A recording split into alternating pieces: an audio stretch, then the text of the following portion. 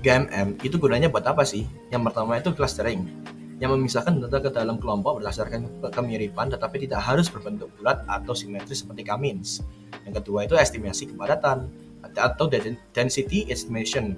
Itu menebak bentuk distribusi data misalnya untuk deteksi anomali atau pemodelan probabilistik. Lalu ada soft clustering, tidak memaksa data masuk ke satu cluster aja, tapi memberikan probabilitas bahwa sebuah titik termasuk ke cluster tertentu. Lalu cara kerjanya bagaimana? KMM itu mengasumsikan bahwa data berasal dari campuran beberapa distribusi normal, yaitu Gaussian, dan menggunakan algoritma EM, Expectation Maximization. Untuk yang pertama adalah Expectation Step, yang menghitung probabilitas tiap titik data berasal dari cluster tertentu.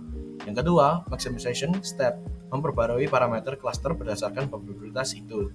Singkatnya itu, KMM itu kayak K-means, versi pintar, lebih fleksibel dan berbasis probabilitas, cocok untuk buat data yang kompleks, campuran dan tidak terstruktur, rapi.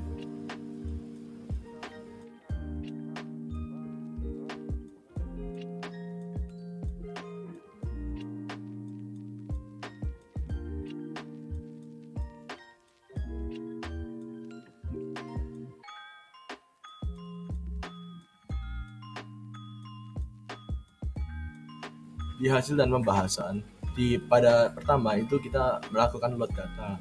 Data berupa Excel di-load ke dalam data frame pandas, kemudian kolom date dijadikan sebagai indeks setelah diubah ke format data. Lalu yang kedua itu hitung return bulanan.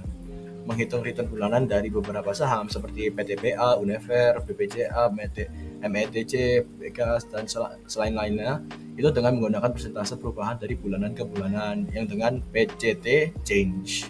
Lalu ketiga, menambahkan inflasi sebagai fitur. Di return saham dikoreksi dengan inflasi, artinya setiap return saham dikurangi nilai inflasi pada periode yang sama agar mendapatkan nilai return yang real. Lalu keempat itu normalisasi data. Data hasil koreksi return saham terhadap inflasi dinormalisasi dengan standar scalar supaya memiliki rata-rata 0 dan variasi 1. Ini dilakukan agar memudahkan analisis lebih lanjut seperti clustering atau pemodelan statistik lainnya. Lalu lanjut ke nomor 5, tuning jumlah cluster dengan PIC. Yang di line pertama itu ada n_component sama dengan np.range 1 sampai 10. Itu mengevaluasikan model KMM dari jumlah komponen cluster 1 hingga 9. Lalu dilanjutkan dengan untuk tiap jumlah cluster di n dilakukan fitting model Gaussian mixture ke data X. Lalu ke evaluasi modelnya itu menghitung nilai PIC dan AIC dari masing-masing model. PIC dan AIC adalah metrik penalti, jadi makin kecil nilainya makin baik modelnya dengan keseimbangan antara kompleksitas dan akurasi. Lalu pada visualisasi, plot garis PIC dan AIC terhadap jumlah cluster tujuannya untuk melihat pada titik mana nilai PIC dan AIC mencapai minimum indikasi jumlah cluster terbaik. Lanjut kepada visualisasi di samping, grafik ini menunjukkan tren penurunan pada AIC dan fluktuasi pada PIC. AIC turun konsisten hingga jumlah cluster 9, menunjukkan bahwa model dengan cluster lebih banyak dianggap lebih baik oleh AIC. PIC mulai nurun, tetapi kemudian naik kembali dan nilai terendah PIC tampaknya berada pada komponen ke-7 atau ke-6 yang dapat dianggap sebagai jumlah cluster optimal menurut PIC. Karena PIC lebih konservatif terhadap overfitting. Jadi, jika mengandalkan AIC, maka model terbaik adalah dengan 9 cluster. Jika mengandalkan PIC, jumlah cluster optimal adalah 6 atau 7. Dalam praktik PIC lebih sering dipilih untuk menentukan jumlah cluster karena penalti terhadap kompleksitas lebih kuat. Setelah menentukan jumlah cluster optimal yaitu sebanyak 3 cluster melalui kriteria BIC dan AIC, kami melatih model dengan GMM dengan parameter sebagai berikut. Ada GMM atau Gaussian mixture, n component sama dengan 3, covariance type, terus ada random state. Nah, n component sama dengan 3 ini tadi karena cluster dipilih 3, dipilih ini berdasarkan dari elbow method pada plot BIC atau AIC. Kemudian ada covariance type, itu untuk memungkinkan setiap cluster itu memiliki matrix covariance yang unik, cocok untuk data saham yang kompleks. Kemudian ada random state sama dengan 42, itu untuk memastikan hasil yang reproducible. Nah, model ini itu untuk mengasumsikan data berasal dari campuran 3 distribusi Gaussian dan mempelajari parameter setiap distribusi melalui algoritma expectation maximization. Nah, kemudian melakukan visualisasi untuk hasil klasterisasi, kami menggunakan pendekatan 2D dengan fokus pada dua saham, yaitu MDC dan Harum. Nah, X sama dengan 3 itu adalah indeks di mana MDC indeksnya ada 3 dan Harum itu indeksnya sama dengan min 2. Kemudian kami melakukan grid 100 kalikan 100 itu untuk plottingannya. Kemudian kami lakukan grid data itu untuk hitung log likelihood-nya untuk setiap titik gridnya. Nah, alasan kami memilih MDC dan Harum itu karena MDC itu mewakili saham menengah, yaitu mid capital dengan volatilitas yang moderat. Kemudian kami memilih Harum adalah saham yang high growth dengan volatilitas yang cukup tinggi. Nah, kemudian interpretasi hasil visualisasi itu yang pertama itu ada cluster yang 0 yaitu ungu, itu adalah return MDC dan Harum yang rendah. Kemudian itu adalah terkonsentrasi di area dengan log likelihood tinggi warna gelap, periode resisi dengan aktivitas pasar minimal. Kemudian yang cluster 1 yang hijau itu adalah return moderat dengan penyebaran data yang luas, periode stabil dengan fluktuasi yang wajar. Kemudian cluster 2 yang kuning itu adalah return Harum dengan return yang tinggi ekstrim, lebih dari 3, kontur yang berbentuk memanjang menunjukkan korelasi yang positif antara MDC dan Harum, yang dimana periode ekspansi dengan momentum trading. Nah, kontur densitas menggambarkan probabilitas distribusi data, area gelap menunjukkan wilayah dengan kepadatan probabilitas yang tinggi. Di sini kami menggunakan teknik visualisasi dari log normal dan NP log space. Kenapa? Karena log norm itu untuk mengubah skala warna secara logaritmik untuk menonjolkan perbedaan kecil pada area densitas yang tinggi. Kemudian kami menggunakan NP log space 0,220 itu membuat 20 level kontur dari 10 pangkat 0 hingga 10 pangkat 2. Cocok untuk data dengan long tail distribution. Selanjutnya kami melakukan analisis probabilistik fungsi dari GMM.predict proba itu untuk menghitung probabilitas setiap data point observasi bulanan masuk ke dalam masing-masing cluster. Nah, outputnya nanti berupa array 2D dengan bentuk n samples dan n components. Kemudian ada round 3 itu untuk membulatkan nilai probabilitas ke 3 desimal untuk kemudahan pembacaan saja. Terus untuk mekanismenya, di mana model GMM itu menggunakan parameter yang telah dilatih, rata-rata, covariance, dan bobot cluster. Nah, untuk menghitung posterior probability di tiap datanya.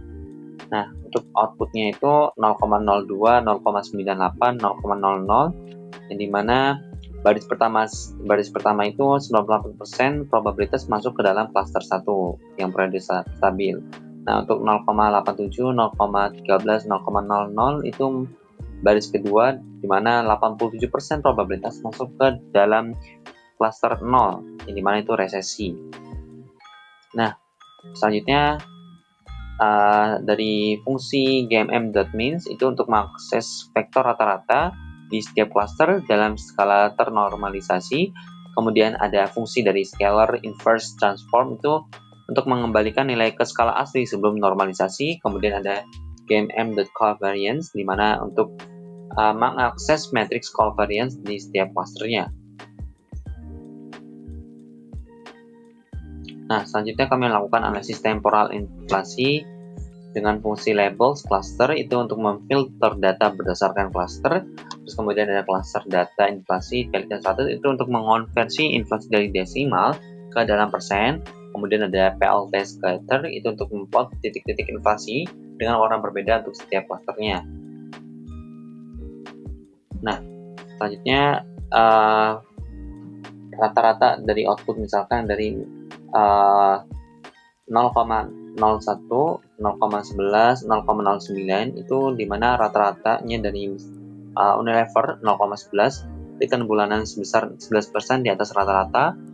Saham ini adalah saham defensif yang dapat diprioritaskan di periode yang stabil. Nah, terus habis itu Pegas itu ada sebesar min 0,16 atau return 16% di bawah rata-rata, di mana saham ini underperformance. Kemudian yang kovariansinya itu ada PTBA, Pegas 0,11, di mana ini menunjukkan korelasi yang positif. Kedua saham energi cenderung bergerak bersama.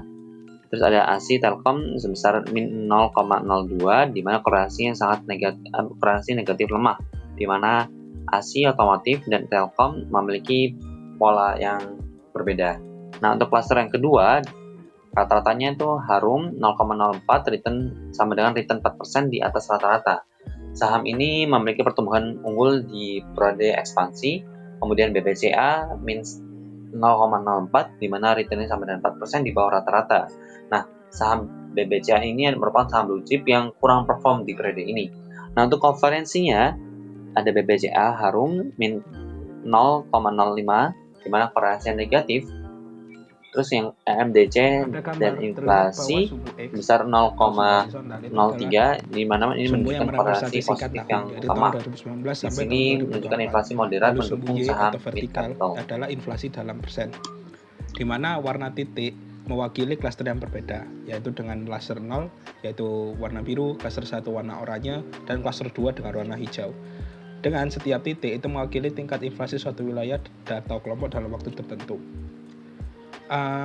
Jika kita lihat juga bahwa klaster 2 merupakan klaster yang memiliki nilai inflasi lebih tinggi dibandingkan klaster lainnya, terutama pada tahun 2022 dan tahun 2023, di mana klaster 0 dan klaster 1 sering berada di bawah klaster 2 dalam hal inflasi. Inflasi menurun tajam di tahun 2020 sampai 2021. Ini kemungkinan karena efek dari COVID, lalu mulai melonjak di tahun 2022, terutama pada klaster 2. Bisa diakibatkan karena ekonomi sudah mulai pulih atau efek dari pandemi COVID. Lalu nilai inflasi menurun kembali tahun 2024, tapi masih bisa dianggap bervariasi dalam tiap klaster. Nah, untuk variabilitasnya, klaster 2 menunjukkan tingkat variasi atau penyebaran yang lebih besar, sehingga artinya wilayah dalam klaster 2 ini memiliki tingkat inflasi yang sangat bervariasi, dan klaster 1 memiliki jumlah titik yang lebih sedikit, yang mungkin berarti anggotanya lebih sedikit, atau data yang digunakan yang dimiliki oleh dalam klaster 1 itu datanya terbatas. Nah, kesimpulannya, klasterisasi berhasil mengelompokkan wilayah berdasarkan pola inflasi tahunan atau setiap tahun dari tahun 2019 sampai tahun 2024. Klaster 2 tampak atau terlihat sebagai wilayah dengan risiko inflasi yang lebih tinggi dan tidak stabil.